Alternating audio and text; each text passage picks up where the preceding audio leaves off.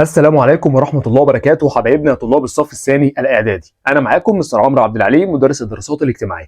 نبدأ كلامنا بالصلاة والسلام على سيدنا محمد. والنهارده إن شاء الله هناخد أول درس عندنا في التاريخ وبعنوان محمد صلى الله عليه وسلم المولد والنشأة. يعني النهارده هنعرف المولد والطفولة والشباب بتوع سيدنا محمد. وقال لك في الوقت ده كده إن سيدنا محمد ربنا كان بيحميه وكان بيعده إن هو يحمل رسالة الإسلام، وكمان ينشر المبادئ السامحه اللي جت في كل الرسالات السماويه قبليه. وقال لك كمان ان هو هيطلع الناس من العبوديه والجهل اللي هم كانوا موجودين فيها الى النور والحريه. فتعالوا بقى نبدا النهارده ونعرف اول حاجه موجوده عندنا وهي مولد سيدنا محمد. قال لك ان سيدنا محمد اتولد بمكه يوم الاثنين 12 من ربيع الاول. يبقى اتولد سيدنا محمد بمكه يوم الاثنين 12 من ربيع الاول سنه 570 ميلاديه. العام بقى اللي هو اتولد فيه ده حصل حدث كبير جدا، عشان كده سميناه بعام الفيل. تعالوا بقى نعرف دلوقتي هو ليه 570 ده سميناه كده بعام الفيل.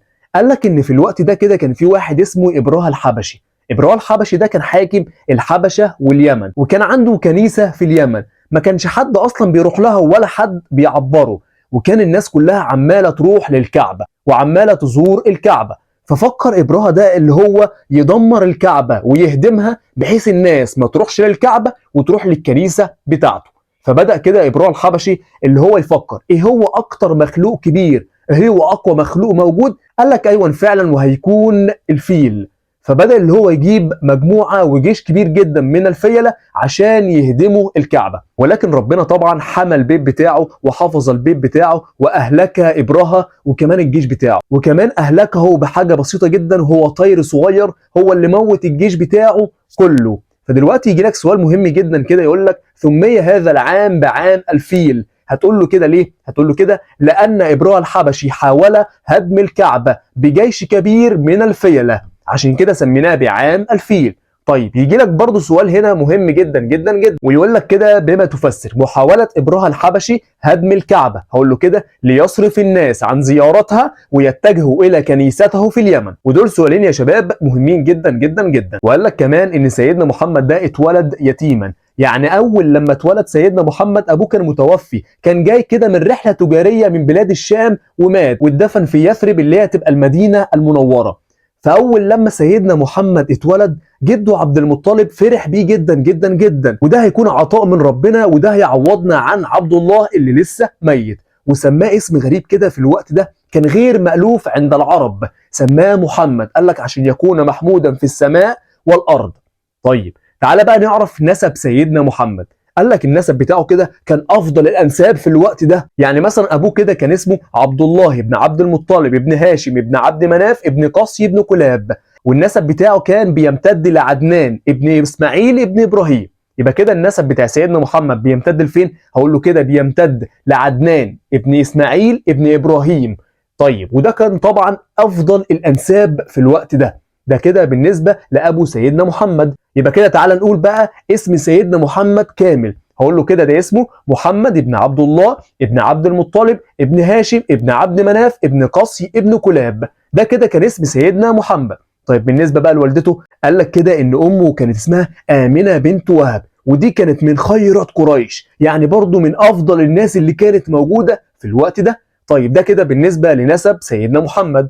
تعالوا بقى نتكلم عن طفولته. أشراف مكة دول كانوا عندهم حالة غريبة وكان عندهم صفة غريبة. أول لما أي حد بيتولد بيبقى لسه صغير كده بيودوه لمين؟ قال لك بيودوه لمرضعة. المرضعة دي بتكون موجودة في البادية في الصحراء. قال لك كده يترمي في الصحراء كده فيتعلم كل حاجة. وهنا يجي لك سؤال مهم جدا يقول لك كده كان من عادات أشراف مكة إرسال أبنائهم لمرضعات في البادية أو في الصحراء. هقول له كده عشان يتعلموا شويه حاجات. ايه هي بقى شويه الحاجات دي؟ هقول له كده فصاحه اللسان ورجاحه العقل وقوه البنيان. يبقى كده دلوقتي كانوا بيودوهم في الصحراء ليه؟ عشان يتعلموا 3 حاجات: فصاحه اللسان وقوه العقل وكمان قوه البنيان ورجاحه الايه؟ رجاحه العقل. فسيدنا محمد برضه هيكون من ضمن الناس اللي هتروح للباديه وهيروح لمرضعه عشان تبقى موجوده معاه.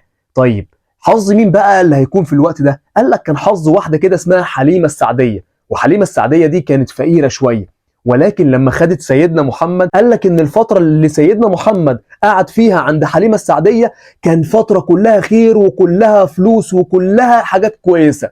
ده الفتره اللي سيدنا محمد قعد عند مين؟ قعد عند حليمه السعديه، وقعد طبعا عند حليمه السعديه 4 سنوات، وبعد كده راح لمين؟ راح لامه. طيب امه برضه لما راح ليها يا دوبك قعد معاها 2 سنين بس وماتت. طيب يبقى كده ماتت وهو عنده كام سنه؟ 6 سنوات. طيب هيروح لمين؟ هيروح لجده عبد المطلب. قال لك برضه جده هيموت. طيب هيبقى عنده كام سنه؟ 8 سنوات. يبقى امه ماتت وهو عنده كام سنه؟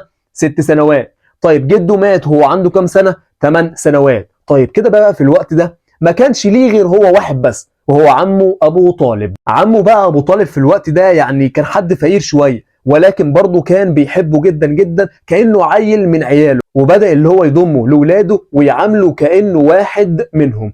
ولكن سيدنا محمد من صغره كده، من طفولته كده، بدا اللي هو يشتغل مع عمه ويساعده عشان ما يحسش بالعبء عليه. فقال لك كده انا هنزل اشتغل معاه. كان بيشتغل ايه بقى عمه؟ قال لك كده كان بيشتغل في راعي الاغنام. يبقى بدأ سيدنا محمد اللي هو يروح يشتغل مع مين؟ يشتغل مع عمه. فين؟ في راعي الأغنام. هنا بقى يجي لك سؤال، طيب ليه بقى نزل؟ هقول لك كده دلوقتي عشان يخفف العبء على عمه. ولكن برضه أي حاجة سيدنا محمد بيخش فيها بيتعلم شوية حاجات. طيب ايه هي بقى الصفات اللي هو اكتسبها من راعي الأغنام؟ اكتسب سيدنا محمد صلى الله عليه وسلم بعض الصفات من راعي الأغنام. هقول له زي ايه؟ هقول له مثلا زي التسامح، زي الرحمة، زي العطف، زي القوة. الحاجات دي كلها اكتسبها من راعي الأغنام.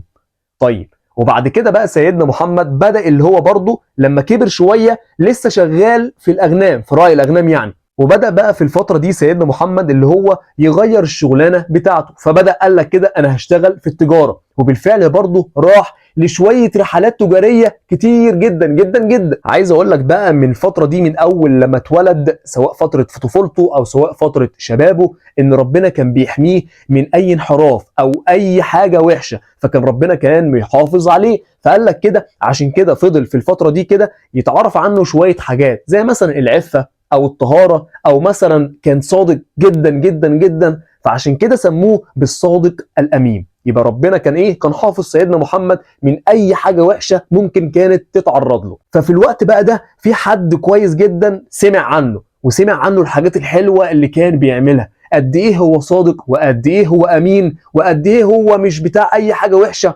فمين بقى اللي سمع عنه الكلام ده؟ قال لك السيده خديجه. فبدأت اللي هي تبعت له اللي هو يخرج ويتاجر بمالها. فسيدنا محمد وافق، وبالفعل خرج مع الغلام بتاع السيدة خديجة كان اسمه ميسرة. خرجوا هما الاثنين كده عشان يتاجروا بمال السيدة مين؟ السيدة خديجة. فميسرة بقى كان قاعد مع سيدنا محمد، يعني أول لما رجع للسيدة خديجة على طول بدأ اللي هو يحكي لها كده، قال لها ده سيدنا محمد ده قد إيه هو صادق، قد إيه هو أمين، قد إيه هو عنده شوية صفات حلوة. فالسيدة خديجة أعجبت بمين؟ أعجبت إن سيدنا محمد ده يعني حد صادق جدا وحد أمين على الفلوس بتاعتها. فأعجبت بمين؟ أعجبت بسيدنا محمد، وبالفعل اتجوزوا. يبقى سيدنا محمد اتجوز مين؟ السيدة خديجة. وفي الفترة دي أنجبوا ولدان و4 بنات. قال لك الولدين كانوا اسمهم إيه؟ القاسم وعبد الله.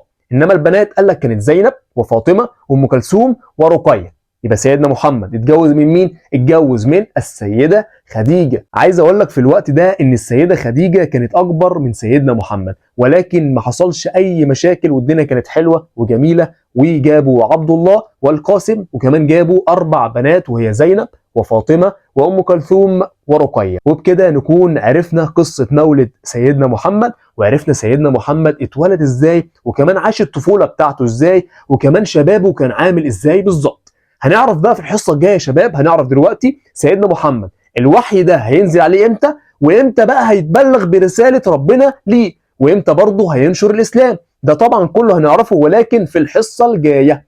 وبكده نكون خلصنا أول درس عندنا في منهج التاريخ بتاع تانية إعدادي. عايز أقول لك بقى دلوقتي ما تنساش تعمل لي اشتراك في القناة لو أنت لسه مش مشترك، وتفعل زر الجرس كده عشان يوصل لك كل الإشعارات، وتعمل منشن لصاحبك في الكومنت كده عشان يقول له يذاكر الدرس زي ما أنت ذاكرته. وبس كده، والسلام عليكم ورحمة الله وبركاته.